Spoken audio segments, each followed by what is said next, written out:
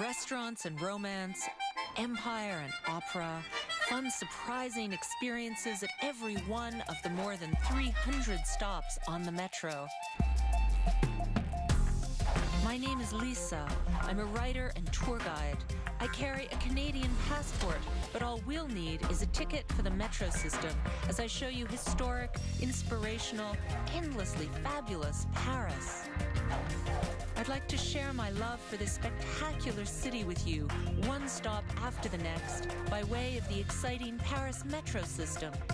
So grab your French phrase book and put on your walking shoes. We're going to Paris. Next stop, Gambetta.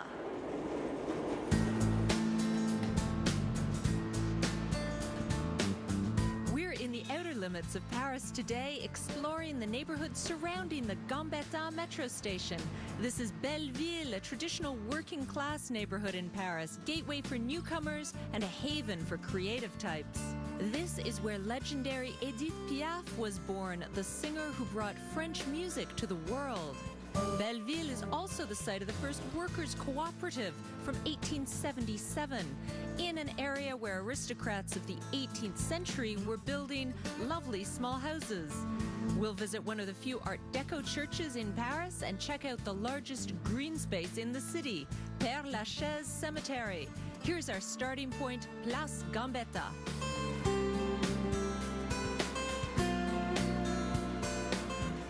Let me begin by introducing you to Léon Gambetta, who gave his name to this subway station and place. Gambetta was a French lawyer and politician of Italian origin. He was well known for his opposition to Napoleon III. Gambetta was elected in this area during the Third Republic, which replaced Napoleon III after the disastrous Franco-Prussian War. There was a huge statue erected to his honor, which used to stand in one of the courtyards of the Louvre in central Paris. But during the Vichy government in 1941, the metal parts of the statue were melted down. And after the war, the statue was disassembled. Now, the remaining parts of the statue are here in this square. And they were installed here in 1982 on the centennial of Gambetta's death. After being removed from the courtyard of the Louvre, the statue remained in the warehouse until the early 1980s. That's when what was left of the statue was installed here in the square Edouard Vaillant, a small park that's behind the town hall of the 20th arrondissement. Léon Gambetta was an immensely popular figure, especially for the people of Belleville, who elected him to the National Assembly. So this seems a perfect location for his statue. The Mountie in the 20th arrondissement on Place Gambetta was built in the late 19th century. It actually replaces the earlier one, which was in an old nightclub or guinguette, quite appropriate for the neighborhood. But as more people began living here, they realized they needed a serious town hall, so they built this one. The town hall of the 20th arrondissement is a symbol of the expansion of Paris. By 1860, the growth of Paris meant that the city was overcrowded and increasingly dysfunctional. The Emperor, Napoleon III, wanted to build a city that would rival London, so he hired Baron Haussmann to reorganize the city. Haussmann annexed the villages which surrounded Paris, so that 8 new arrondissements were added to the 12 that already existed. Here, the village of Belleville-Charonne became the 20th arrondissement. But though Belleville has been part of Paris for over a century and a half, it's never lost its identity. Let's stroll out from Place Gambetta and head north on Pyrenees Street. This road is actually 3.5 kilometers long. It's the second longest street in Paris after the Rue de Vaugirard. Now, 3.5 kilometers, barely over 2 miles, isn't very long for a city street. But in Paris, a street can go on for miles, but its names will change every few blocks. So when walking around, pay attention to the street names. It's easy to get lost.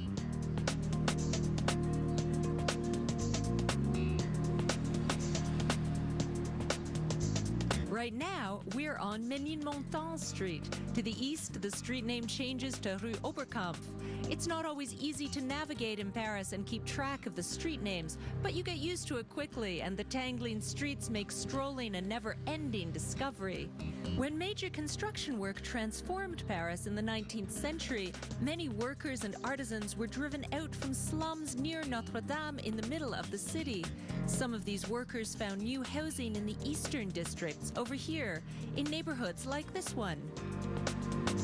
Belleville has always been a source of inspiration for artists. You've probably seen photos from here, from some of the great photographers like Robert Doisneau and Willy Ronas. Daniel Pennac, one of today's best-known French writers, has set several novels here. And then there are the singers. Maurice Chevalier, one of the greats of the French music hall, began his career here. And the woman who discovered Maurice Chevalier, Edith Piaf. This is the Place Edith Piaf. The famous French singer was born in this area. There's a statue to her behind me. And it's actually really appropriate to have an outdoor space named for her because she started singing at a really young age to accompany her circus performer father. There's even a bar Edith Piaf, the far end of the place.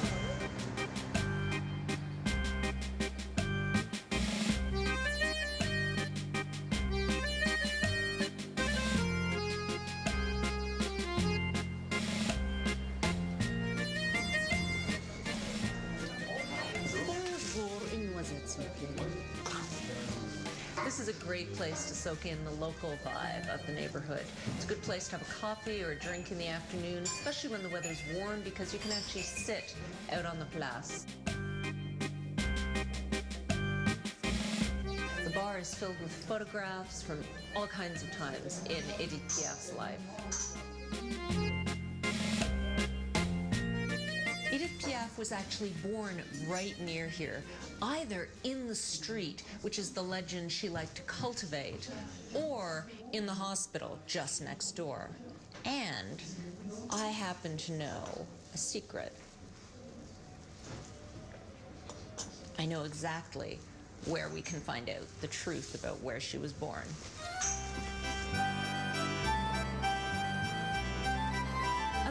From Gambetta, one of Edith Piaf's former apartments has become a small museum devoted to her life. She lived very briefly at number 5 Rue Crespin du Gast.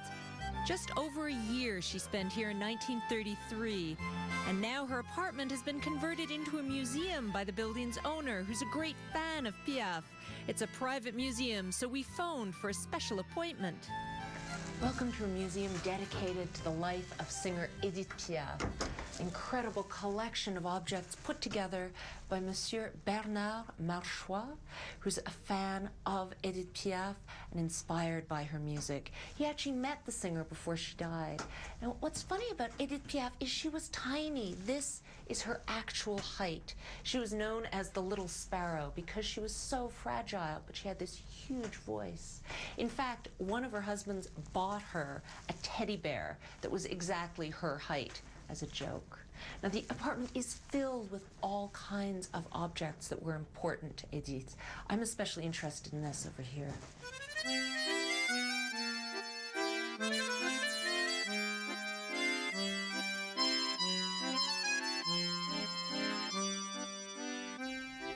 Now, these were actually boxing gloves that belonged to one of the tragic love stories in Edith Piaf's life, because Edith had actually a very moving life filled with complicated events and several lovers. One of the men she fell most madly in love with was a boxer who died tragically in a plane accident.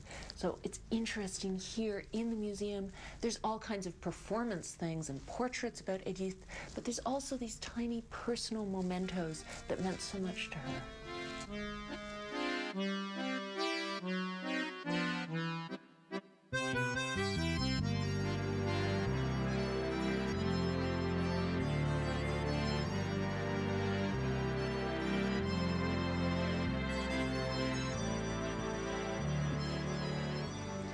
Esther Merchois has all kinds of dresses and accessories that belong to Edith Piaf, including this beautiful striped dress that Edith wore to a soiree.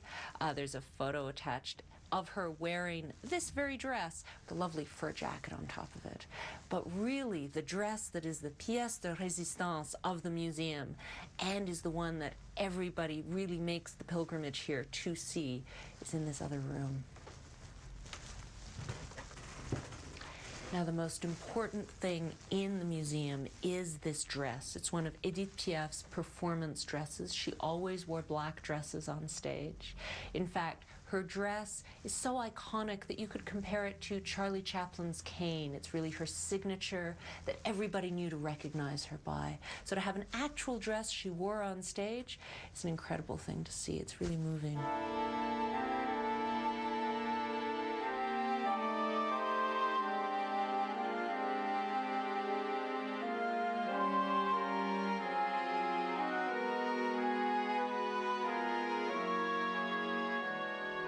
The museum is only 2 rooms, but it is packed with information about Edith Piaf's life and times. You can read letters to her various musicians and composer friends because Edith was really generous with her stardom. In fact, you can't leave this museum without humming one of Edith Piaf's hits, La Vie en Rose. I always like to imagine Edith Piaf being driven around Paris by one of her many devoted lovers.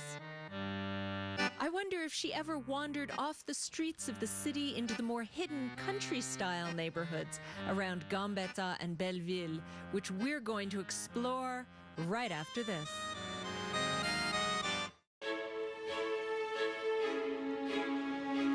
In atmospheric Paris, visiting the neighborhoods surrounding the metro stations.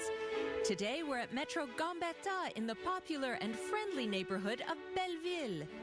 This is the poetically named Campagne à Paris, which looks and feels like an old village. It's just up from Gambetta, and in fact it was purpose-built as workers' housing during part of the population boom in the neighborhood. Is a city you need to know how to explore because it's filled with small, secret places that aren't always easy to find. Sometimes you have to take a chance and climb a staircase even if you're not sure where it leads. The Campagne à Paris, or the countryside in Paris, is definitely one of those little-known areas, not visited by many tourists. But arriving in the streets, you'll be delighted by the quiet. It's hard to believe that the highway, with all its noisy traffic, is only a few minutes' walk away. The countryside in Paris is a real estate project that began in the early 20th century. Construction was suspended during World War I in 1906, and the project was finally inaugurated in 1926. It's a very small district with only 100 houses, but definitely take a moment to stroll here and soak in the lovely, relaxing ambiance. There are conveniently very few cars on these small roads, other than those belonging to the residents. The tramway is the latest addition to the metro and transport system in Paris. It actually circles the entire city, and at all the important stops, there's a public art installation. Here, we're at Porte de Bagnolet, and the installation is by American sculptor Mark Hanforth. It's called Twisted Lamppost Star.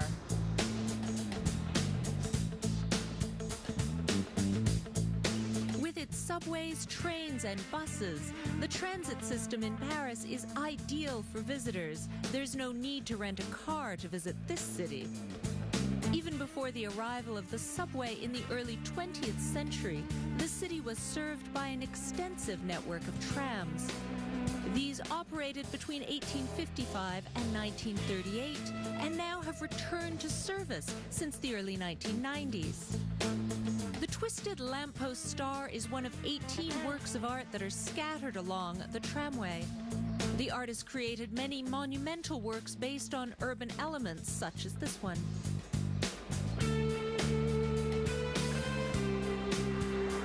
known attraction of the area around Gambetta Metro is the famous cemetery Père Lachaise, the largest cemetery inside Paris.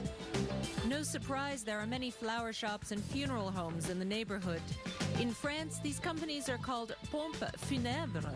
La pompe means that it's associated with serious ceremony, and funèbre, of course, means funeral.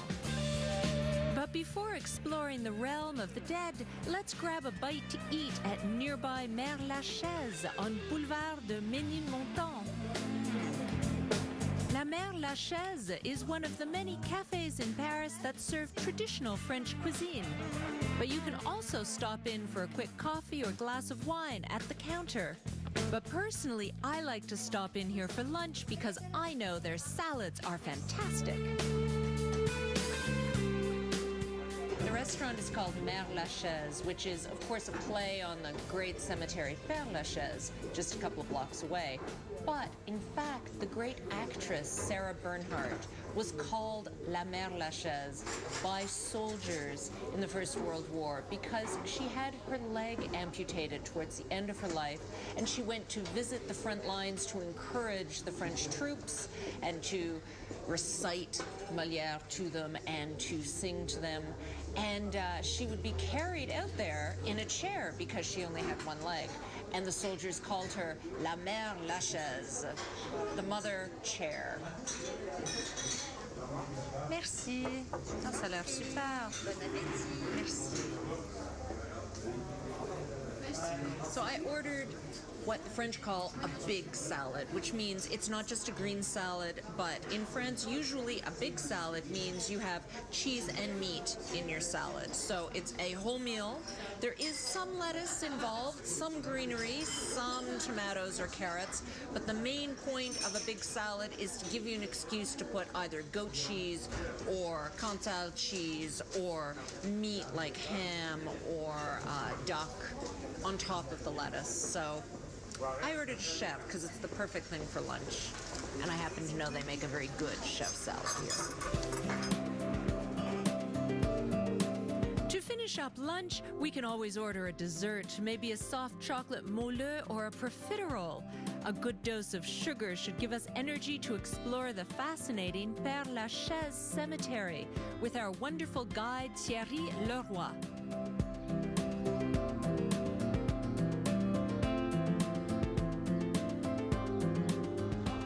So Thierry, thank you so much for bringing me into the cemetery. I'm really looking forward to it. It's a gorgeous cemetery. It's my pleasure.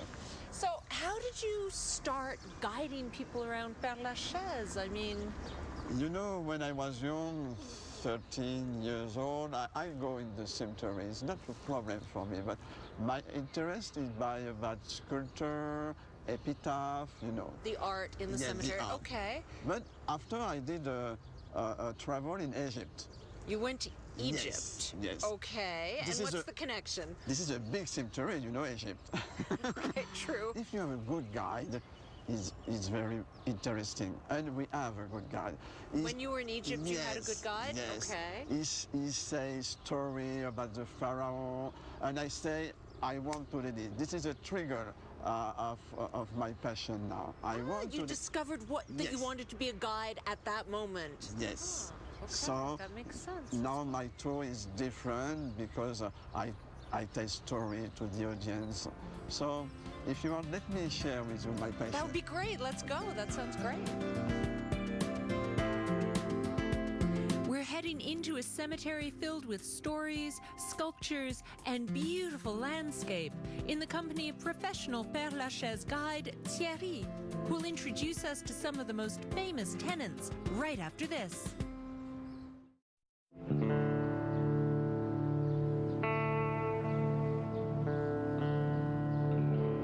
We're exploring Paris, one metro stop at a time. Today, we began at Metro Gambetta in Belleville in the eastern part of the city. This is the location of the famous Père Lachaise cemetery, where all sorts of celebrities are buried. Opened in 1804, the Père Lachaise is the largest cemetery in Paris. I'm here with Thierry Leroy, a guide who's just as comfortable in the company of the dead as he is with the living. The cemetery of Père-Lachaise is one of the many accomplishments of Napoleon I, who once said every citizen has the right to be buried regardless of his race or religion. Just before the Revolution, the centrally located Cimetière des Innocents was closed because of unsanitary conditions, which left Paris in need of a new cemetery. So Napoleon chose this site outside city walls. The site of Père-Lachaise was the former home of Père de Lachaise, the Jesuit priest who was the confessor of Louis XIV. Since the opening of the cemetery in 1804, more than 70,000 people have been buried here, and many cats live here as well. So we're going up to see Oscar Wilde's grave. Yes, we're Wonderful right. playwright. Yeah. Yes, I love this grave, but we have a bad story about this because there is a ritual. People come here to kiss. To kiss the sculpture. This tradition of kissing the tombstone of Oscar Wilde is very much in the spirit of the famous playwright, but the grave had to be cleaned so often it began to deteriorate. So now it's surrounded by plexiglass to protect it. It's an ugly barrier. I feel like we put Oscar the second time in the jail, you know. He spent 2 years in the jail. And it destroyed his health. Basically, jail killed him. Yes. So now to have it behind barriers again is, Yes. yeah, it hurts the soul. Wilde's sculpture is by Jacob Epstein, who called the figure a flying demon angel inspired by Assyrian figures in the British Museum. The sculpture originally had genitals. Oh, that's a terrible story. The story is that actually the genitalia that used to be on the sculpture is now a paperweight on the Irish ambassador's desk. That was the story. No proof whatsoever. But, I mean, poor Oscar Wilde. The monument has just suffered such indignities over time, but it is gorgeous to visit. It's very moving.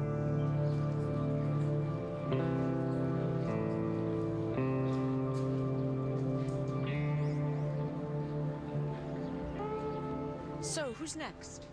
The next is Gertrude Stein, the famous Gertrude Stein. The wonderful writer, the very complicated and interesting and influential writer. For Americans living in Paris in the early 20th century, Gertrude Stein was a real celebrity. Writer, poet, and a great collector of art, Stein was the friend of Picasso and Hemingway. During World War II, young GIs made a point of visiting Stein for tea. The writer was a key figure of the avant-garde movement. What's wonderful about Gertrude Stein's grave also is that people leave little notes. Thierry was pointing out all the rituals people have. Someone's written a note saying a rose is a rose is a rose. Very famous citation from Gertrude Stein. And someone's written, "You're still an inspiration to us." Very moving.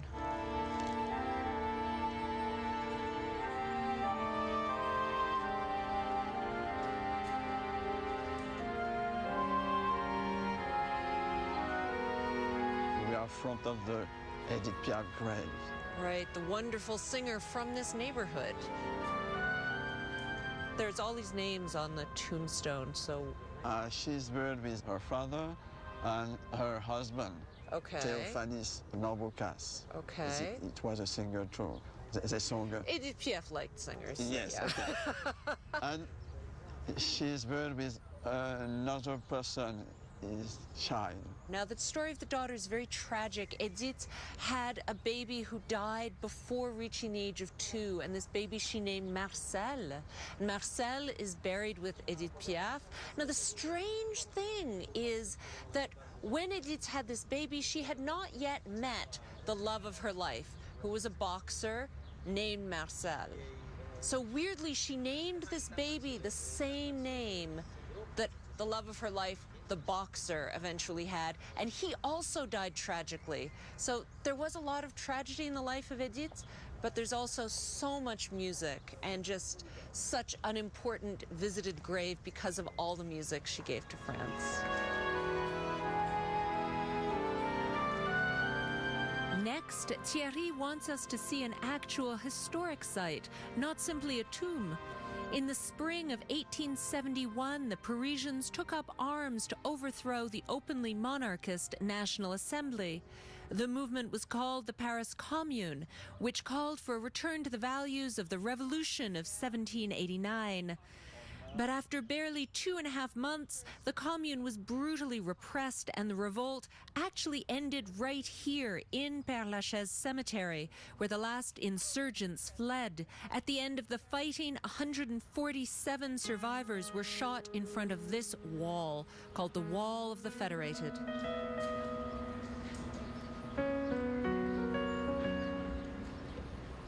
So now we arrive to Molière and La Fontaine.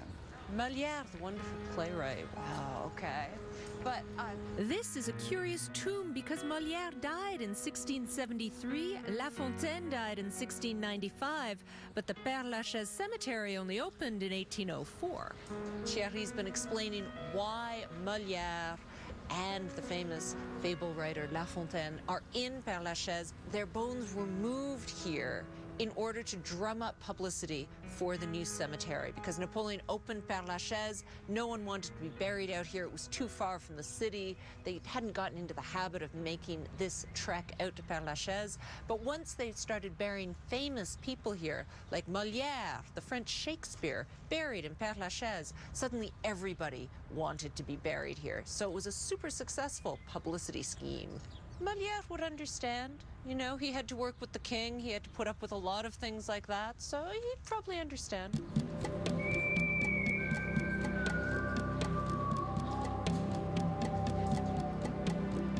Now we're going to see the most higher monument of this cemetery. Ah, the highest one. That's right. You told me about it. So it's this crazy obelisk, huh? And the old cemetery of Paris is 21 meters. Right, it's 21 meters. Okay. Yes. And if you are in the Eiffel Tower, in Montmartre, in Arc de Triomphe, you can see. Really? You Yes. can see this from the Yes. Eiffel Tower? That's amazing. Yes. I like that. That's Very great. Despite the size of the monument, its owner, Félix de Beaujour, was an obscure diplomat. But his enduring obelisk quickly became a place for women to meet their lovers in the 19th century. It was especially famous for illicit meetings between society ladies and very young soldiers. Even today, the cemetery has to regularly change the locks that close this crypt. Let's go visit the most popular grave in this whole cemetery next. Can you guess? Here are some clues. His name begins with James Douglas, and he was famous in the 1960s. Come with me to discover the most popular grave right after this.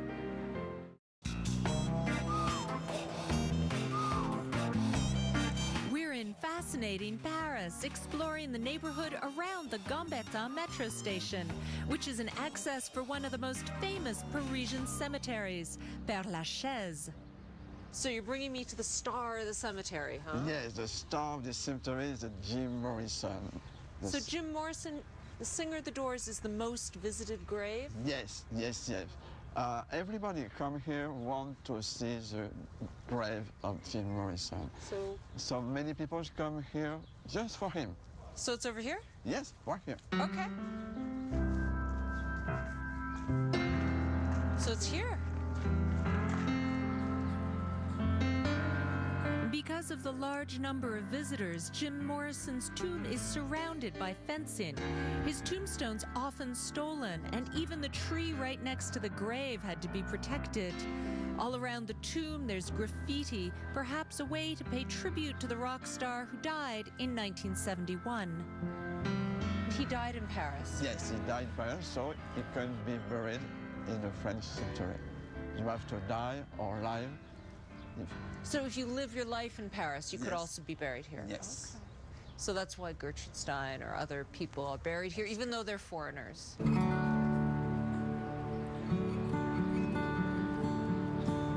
Even if you don't have Thierry to guide you, it's easy to grab a map at the entrance to the cemetery. You can explore amazing history here, politicians, writers, locals, foreigners, all kinds of people to remember.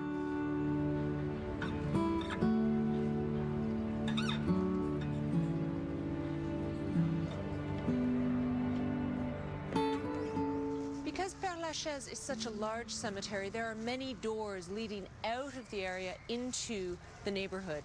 This particular small door leads to Rue de la Réunion, which takes us down to Place de la Réunion.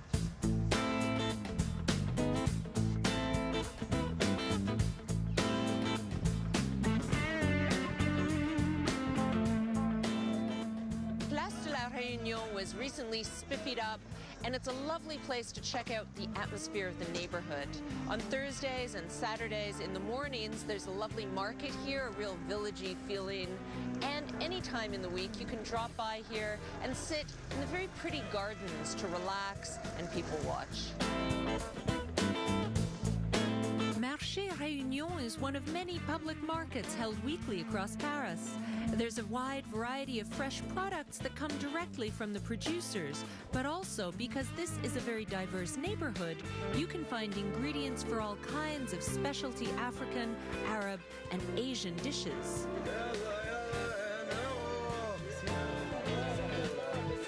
The market is full of life, and traders are always ready to advise you on how best to prepare their food.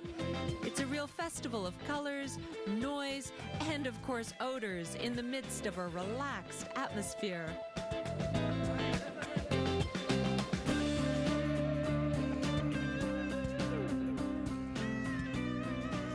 Place de la Réunion's little garden is a great place to enjoy what you bought at the market. It's decorated with lavender, rosemary, all kinds of local herbs, which is even more appropriate for the market. And it's a nice place to chat with people whose kids are playing here and whose dogs are walking.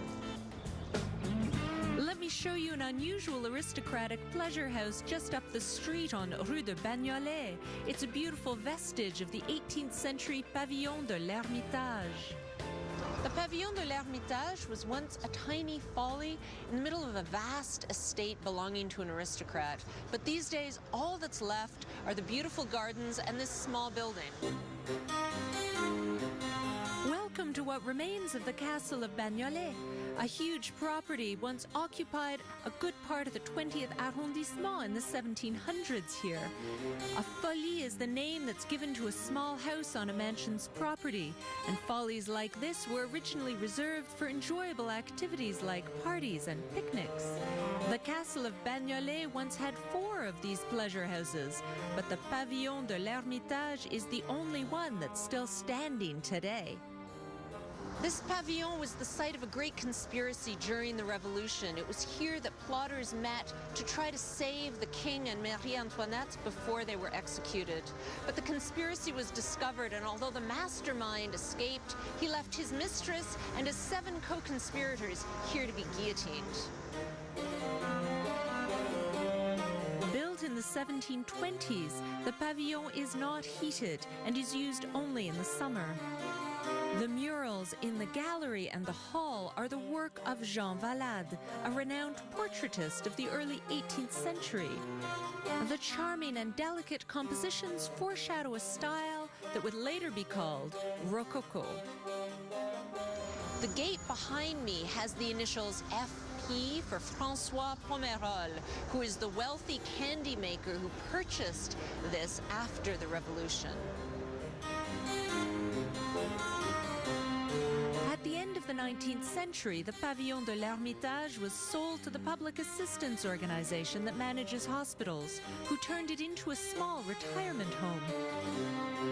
Renovated in the 1970s, it's now managed by an organization called the Friends of the Hermitage.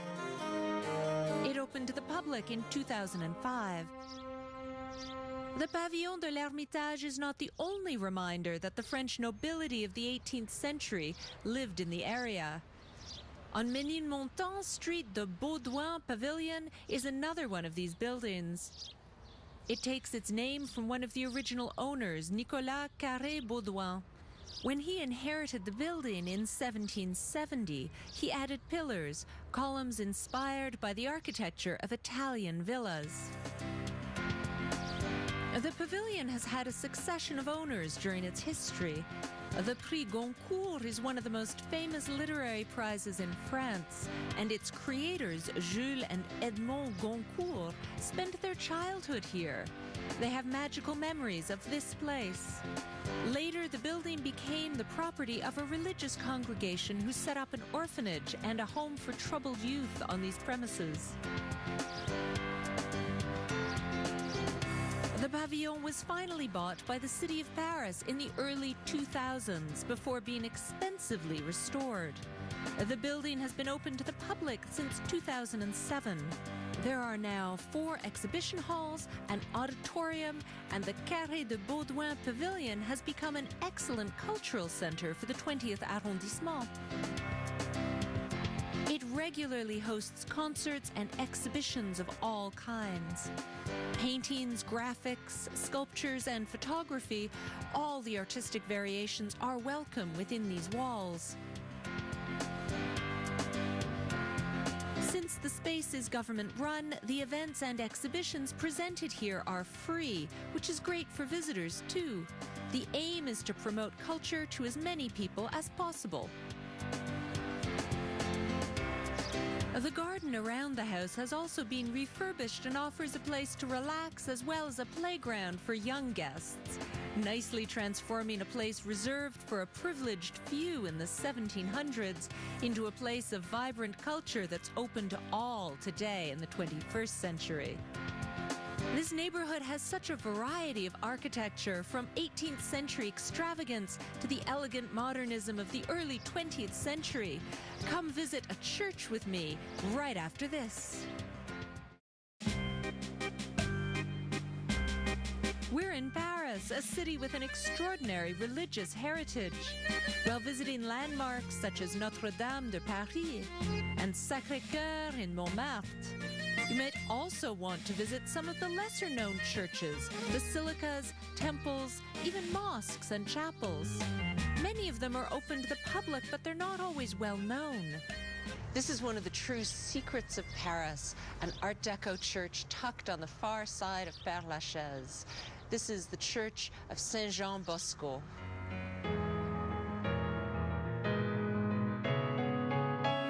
The church was built between 1933 and 1937. It's a beautiful example of architectural and artistic research for the Art Deco movement. It's a concrete building, painted white, and its bell tower rises to 175 feet. The design was inspired by the Notre-Dame Raincy, a similar Art Deco church built in the 1920s in a town near Paris. The building of the Church of St. John Bosco was approved within a comprehensive plan to build religious buildings, launched by Cardinal Verdier in the early 1930s. Since then, more than 300 churches and community centers have been built in the arrondissement of Paris and its suburbs, which is surprising considering the religious commitment of the French has been waning over the past 100 years. Be sure to step inside the church. It's a beautifully preserved example of Art Deco. The 1930s were, of course, a period of great economic depression, where expensive materials were difficult to come by. Unusual materials such as onyx and bronze for the construction of the altar and pulpit were used. The frescoes, sculptures, and stained glass windows were made by some of the best craftsmen in Paris, specializing in religious art of the time. The church is dedicated to St. John Bosco, an Italian priest who devoted his life to the education of disadvantaged youth in the 19th century. He was canonized in 1934. He's also the patron saint of printers and apprentices.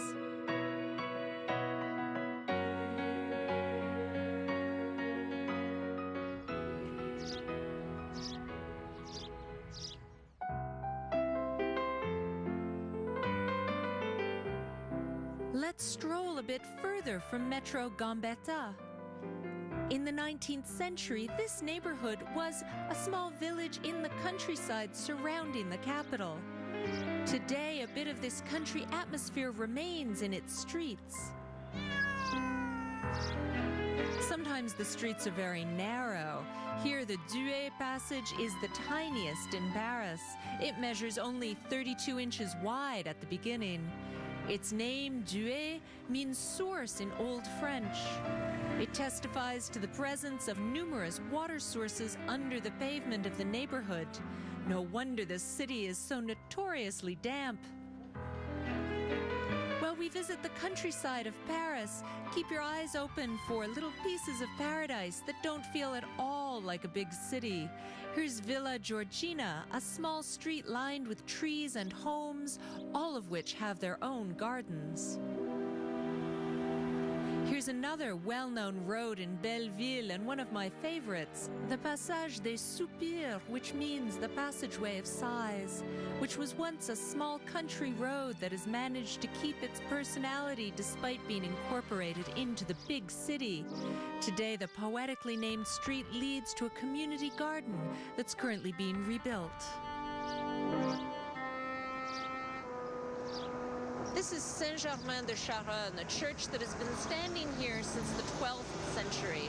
This was once the heart of a small village, quite a ways from the city of Paris.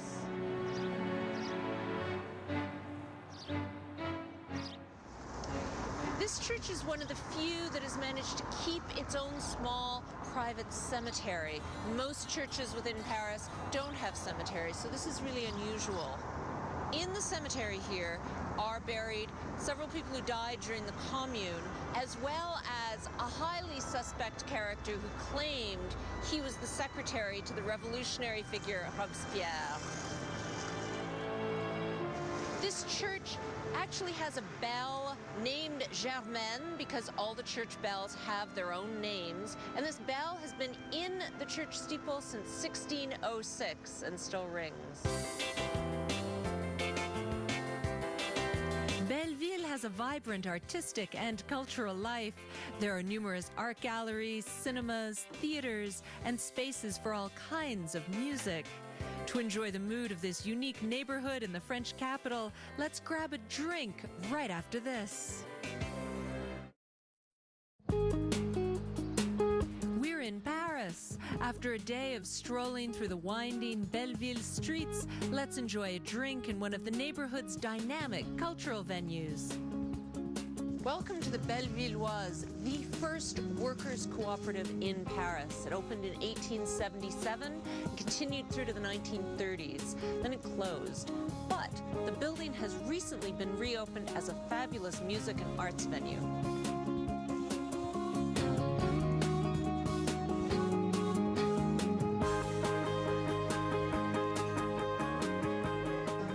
Is called the Hall of the Olive Trees. It's a lovely place to hang out, have a drink, bite to eat, and every night there is at least a singer and sometimes a band. There's all kinds of music in this space, from hip-hop to swing music, from classical music to jazz. You can hear all kinds of things here, and you can even see burlesque shows. And in the upstairs part of the hall, there are vernissage, art openings, and tonight I'm going to check out some new work.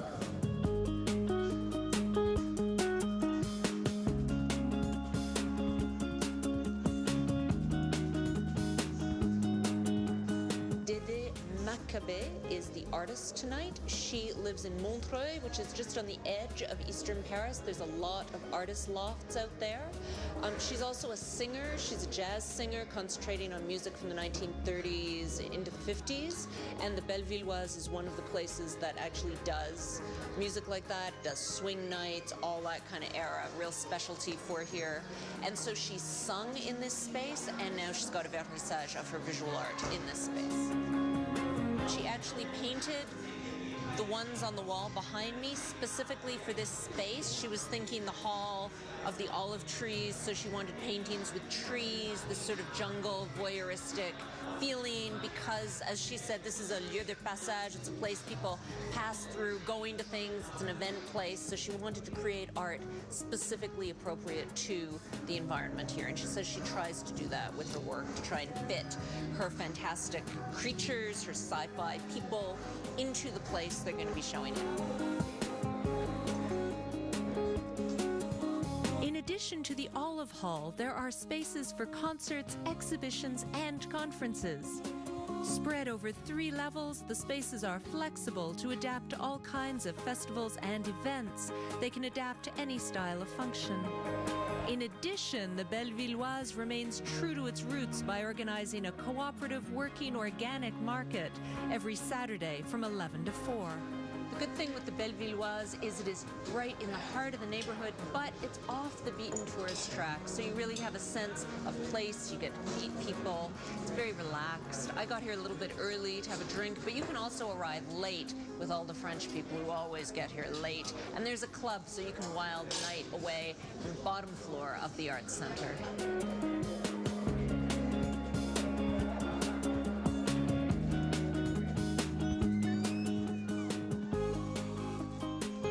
I love that place, but I'm going to go home before the band starts tonight because we walked so far in Père Lachaise, which is such a wonderful place to stroll and learn about history. And anyway, I can go home with all the music of Edith Piaf in my head. Let's see what we can get up to next time on Paris Next Stop.